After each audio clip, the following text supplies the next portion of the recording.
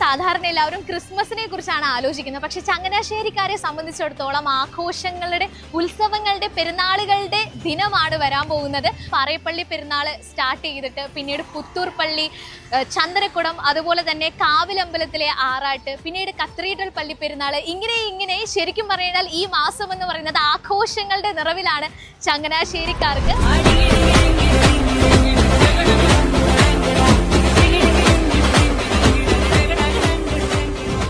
പാറേപ്പള്ളിയിലെ പെരുന്നാൾ തൊട്ട് പുതൂർ പള്ളിയിലെ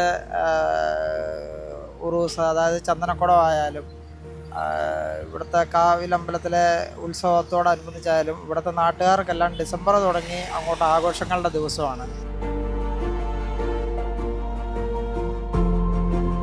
നല്ല അച്ചടക്കമുള്ള ഒരു പള്ളി, നല്ല ബിസിനസ്, ഏത് നാട്ടിൽ നിന്ന് വരുന്നവരെ ഇവിടെ ബിസിനസ് ചെയ്യിക്കുകയും എടുക്കുകയും എല്ലാം ചെയ്യുന്നുണ്ട്.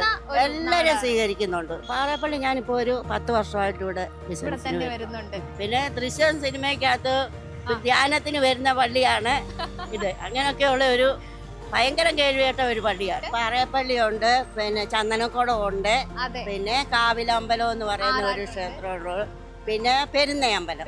അങ്ങനെ ഒരു 5-6 ഇവിടെ നിന്ന് തുടങ്ങിയ പിന്നെ ഉത്സവങ്ങളാണ്. പിന്നെ ഒരു 6 മാസം ഞങ്ങൾ പിന്നെ ഇതേന്നും പറഞ്ഞ് ഇങ്ങനെ പോകും.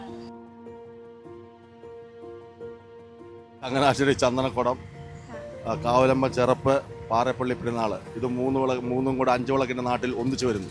വ്യത്യസ്തങ്ങളായിട്ടുള്ള വിശ്വാസങ്ങളാണെങ്കിലും ഒരേ ഹൃദയത്തോടു കൂടി ഏറ്റെടുക്കുന്ന ആളുകളാണ് ചങ്ങനാശ്ശേരിക്കാരെന്ന് കേട്ടിട്ടുണ്ട്.